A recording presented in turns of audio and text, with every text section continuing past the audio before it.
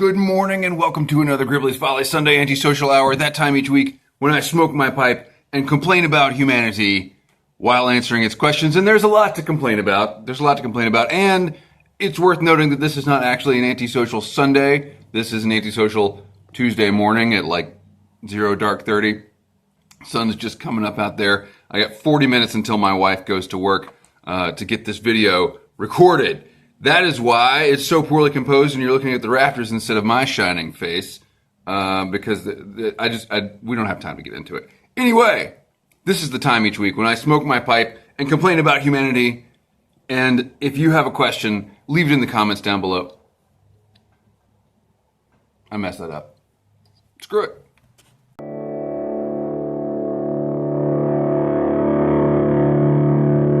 I haven't had my coffee yet. That's the problem. All right, I'm smoking my Diplomat Apple, and I will actually tell the truth about my pipe and tobacco. Look at this. Look at this terrible exposure error. Yeah, this pipe is basically a meerschaum in this light. Diplomat Apple corncob pipe with some HH Old Dark Fired, ready rubbed. Boy, the composition's really going to drive me insane. I've got my phone propped against some books. Old school Gribbly's Folly tech here. How about that? That's a little bit better. Thank you for understanding about Sunday, and we got a lot of comments about that I will address. Cobbs and Briar says, have we reached bottom yet? Sam and Bithlow says, when does this stop? I don't think it does stop. I don't think there is a bottom. I think this is just going to keep getting worse and worse, and we're all going to keep doing nothing about it. And not that I know what to do. Who knows? As I said on Sunday, we've already talked about all this. Like, we have this conversation over and over again of like, well, what do we do? And there are no answers. I know that when I went shopping at big box retail last night, which is normally, as you guys know, not a practice that I practice. I'm more coffee. Anyway, I had to get some things that I could only get at big box retail. I mean, unless I wanted to go to some boutique store downtown. I needed pins. I ran out of pins in my house, if you can believe that. And so I went to Target and carried a gun for the first time in years, 2 years, going on 2 years. And that was the first time 2 years ago was the first time I'd carried in a long time, and I made a video about that. And the gun did not make me feel much safer. I didn't feel unsafe to begin with. I mean, it was a fairly standard big box retail experience. It's not unsafe. It's just annoying. I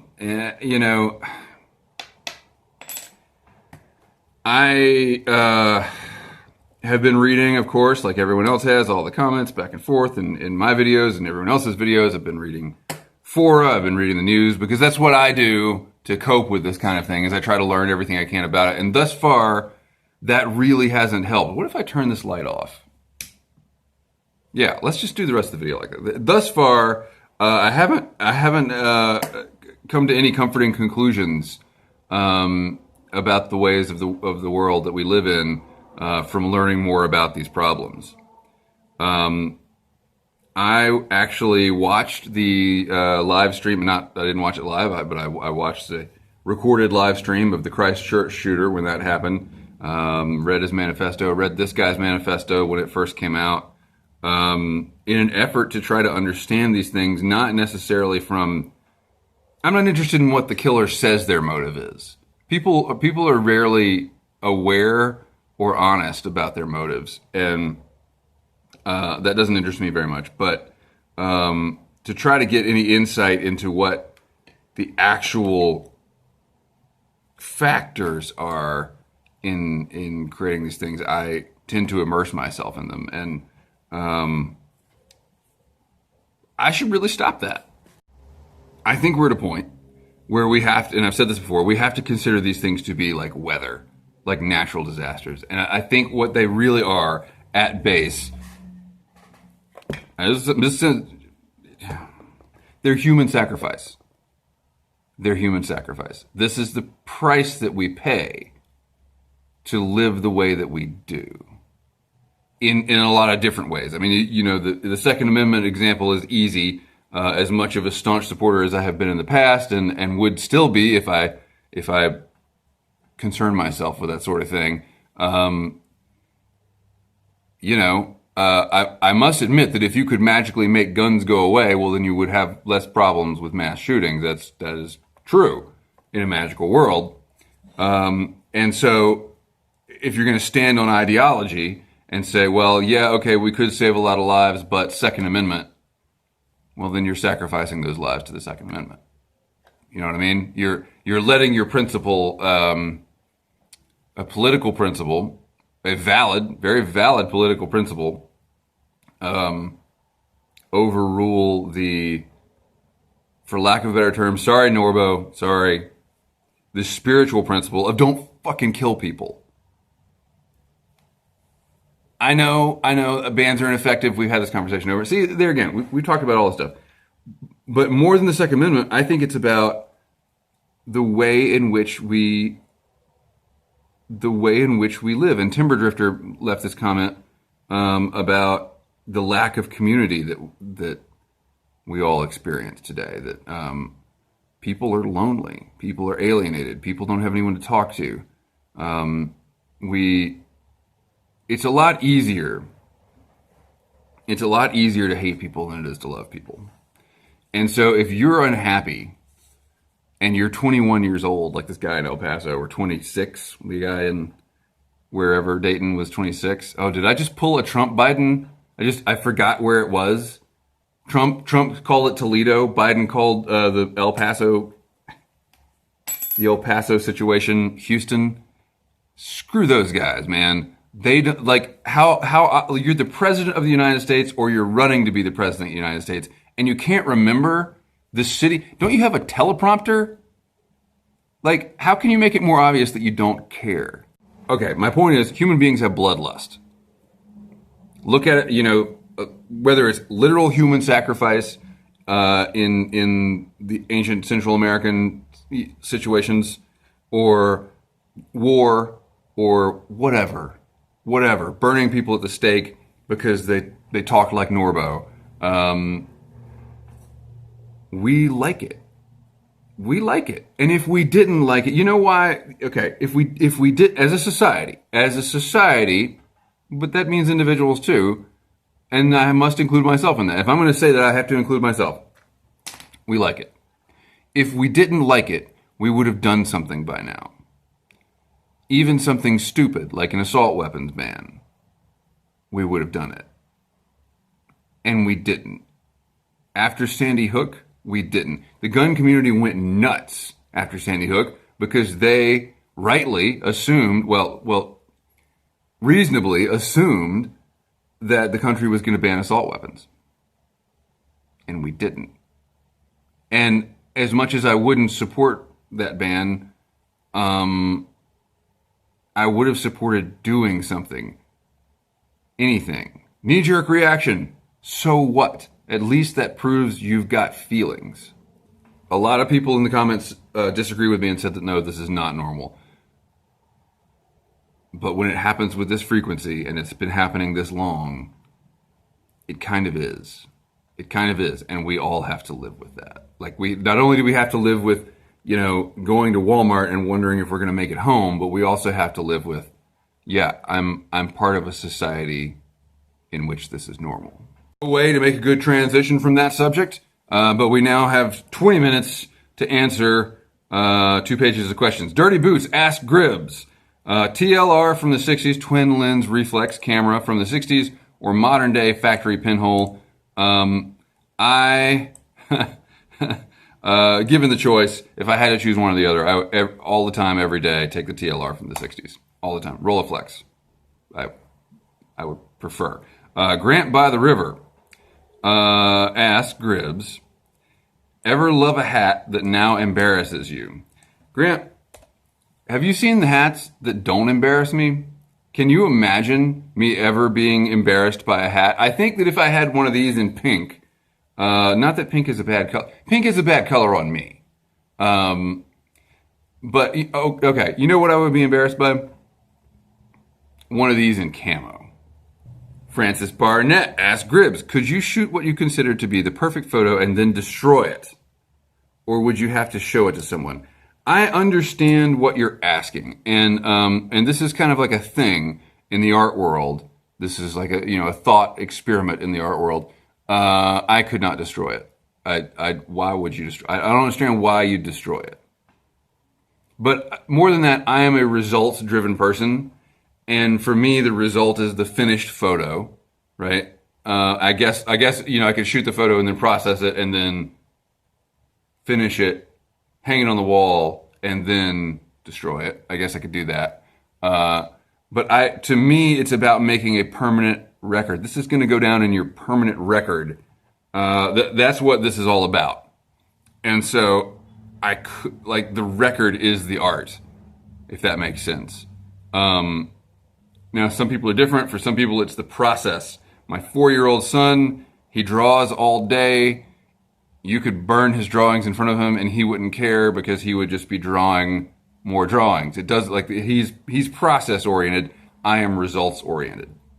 Peter McPherson, Gribbs, I love your channel, but I can no longer hold my tongue. Why do you have the sternum strap on your pack up to your throat? Fix it. It's supposed to go across your chest. Every video I see, you're wearing the sternum strap like a necklace. Stop it. Well, Peter, the reason that I wore it that way is because I did not think it could be adjusted, and that was my one complaint about the Rothko medium transport pack, is that I couldn't get the sternum strap lower. And then on your comment, I looked at it, and of course you can adjust it. I don't know why I didn't think you could adjust it. I've been wearing it that way for 3 years. So thanks, I adjusted it. It's a lot better now. Over a Pipe asked the hard-hitting questions. Knowing what you know now, will you tell your child to follow their dream or to suck it up and be a doctor or other high-paying profession? What do you perceive will be the challenges, if any, for your child in getting a quality job in the future? Is the bachelor's degree just an enhanced version of the high school diploma these days? Yes. Knowing what I know now, I will tell my child that I will mostly just sit down and have a real honest conversation. Look, you want to follow your dream?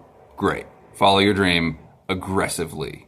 Aggressively follow your dream. Commit to that. Don't hem and haw and think, well, maybe I'll follow my dream. No, you either do it or you don't become a doctor. Become a pharmacist. Become a insurance actuarian.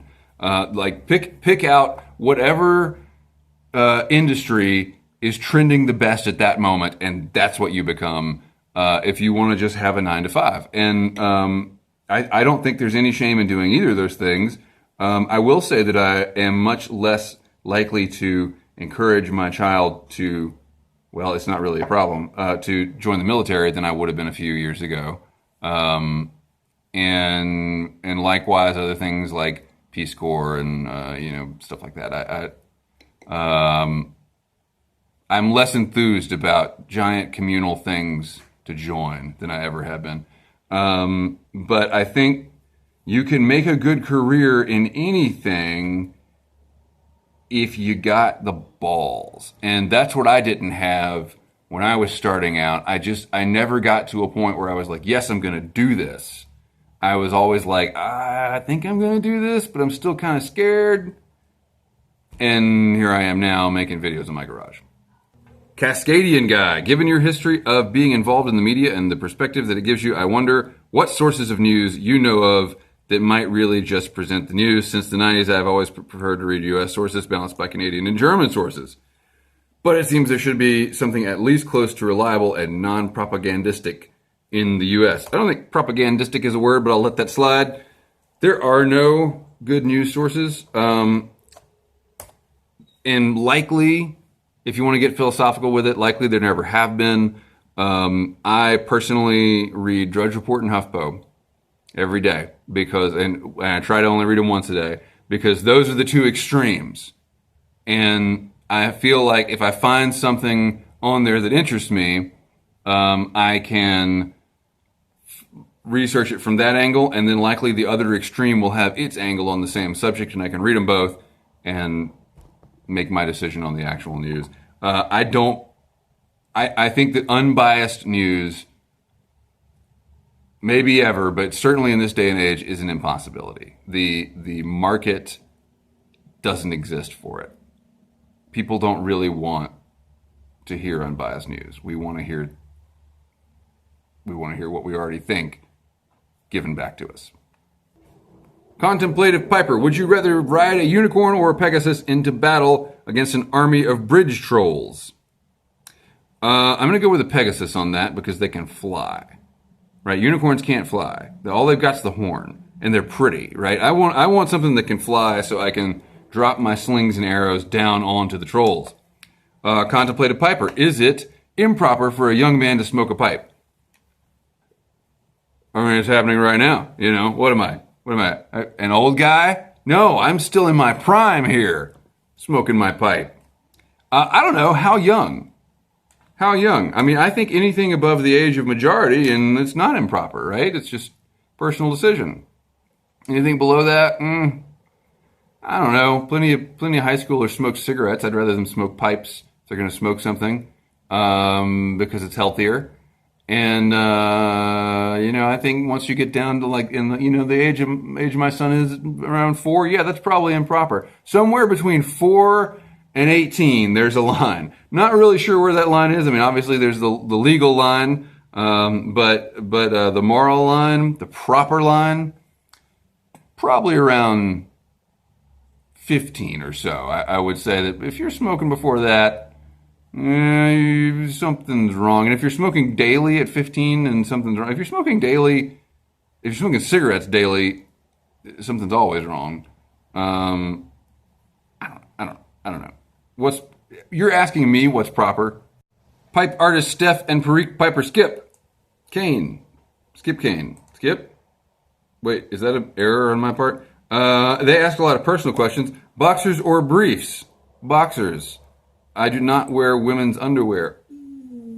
Ooh, burn, brief guys. All right, do you say laying cable or dropping the kids off at the lake? I've never understood either of those phrases. I mean, especially the laying cable, because you know what you do when you put cable in the ground? You leave it there and cover it with dirt. Is that what you want to be the metaphor for your paper or plastic? I'll go with plastic. Snuff or cigars? Wow. I mean, I have tried cigars and never tried snuff because I'm a scaredy cat. Don't want to try snuff, so I guess I'll go with cigars. Pipe cleaners, art tools, pipe tools, or both? You know, I don't think they're both, because I've never, like, the kinds of pipe cleaners that people make art with, I've never wanted to use to clean my pipe. And I never see people making art with the standard white cotton pipe cleaners, or whatever they're made of. They're cotton, right? Aren't pipe cleaners cotton? I've got some right over there, but I'm too lazy to get them. So I don't think they're both. I think certain types of pipe cleaners are one and certain types are the other. Does that answer your question? Typing Piper asks Gribbs, what do you think of YouTube leaving a reminder to be respectful in the comments section? That is an effort to tell their advertisers that they're trying to cut down on vitriol in the comment section. I guess. I don't know. I mean, there's no other reason for it, because certainly it's not going to have any impact. I don't know. YouTube's feeling the heat like everybody is. You know, again, 8chan just got de-interwebbed. But it'll get picked up by somebody else. We like to say that we don't like these things. We don't like arguing on the internet. We don't like the vitriol and the online, the cyberbullying. We hate bullying. Look who we elected president. So again, I think that's just the usual human dichotomy between what we say and what we actually do. And there again, YouTube's feeling that heat from advertisers to make the platform advertiser friendly, basically. Huggies doesn't want to advertise their diapers on a platform where people talk about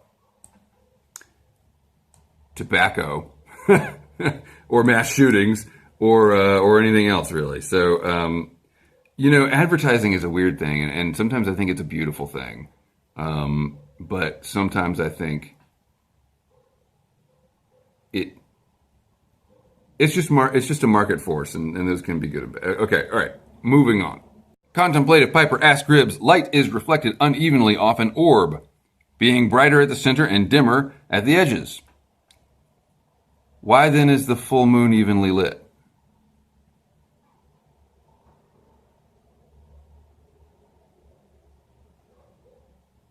Do you know what you've done?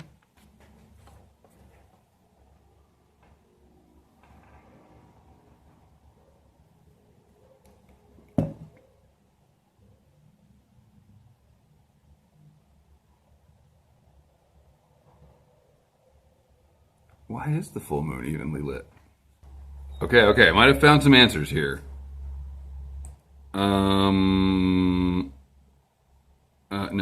No, that doesn't convince me. No. Why isn't the full moon, why doesn't it look, how long have we been looking at the moon again? Why has no one brought this up before now? Okay, here's an answer I found on a physics board. If the moon were a uniform sphere, it would indeed appear dimmer at the edges. Surface roughness is the main reason. The edges are not as dim as the sphere model predicts. When viewing a full moon from Earth, the light is coming from nearly behind us. That means the edges of the full moon are illuminated by the sun rays nearly parallel to the lunar surface. I hate it when they do that in the middle of a paragraph, right? Now consider, I was considering something else, just as put a paragraph space in there. Now consider what on the moon those rays are going to hit. Just like here on Earth at sunrise or sunset, vertical objects facing the sun will be better illuminated when the surface has roughness. More of the glancing sunlight will hit vertical parts of the surface. What we are seeing at the edges of a full moon are predominantly walls of craters, sides of rocks, and the like that are oriented towards the sun. I don't buy that. Sorry, I don't buy that. Think about the difference in light on Earth between midday light and sunset. Like, we should be able to see that. I don't buy that. Okay, here's the same answer that sounds more convincing. Brightness is related to solar energy per square foot, and when viewing from the front, the square feet increase as you go toward the edge at the same rate that the solar energy per foot fades. Wouldn't that be interesting? Wouldn't that be, what's the math behind that? I don't buy it. So clearly the moon is fake. All this time. Why did they fake moon landings on a fake moon? Did the Russians fake the moon and then it's like the Emperor's New Clothes? Like, they faked the moon. And then we're like, oh yeah, but we landed on it. What? Well, thank you, Contemplative Piper. I'm somehow more disturbed at the end of the Antisocial than I was at the beginning. I think that's the first time that's ever happened. I really appreciate it. Thank you all for watching. I will see you very soon. Very soon. Adventure videos coming up. Next week's Antisocial is going to be a little iffy too, actually, because I'm going to be doing some stuff. So, we'll just have to play it by ear. It'll be okay. I think I'm the only one that worries about this. Thank you for watching. Keep the ends up for the ties that bind.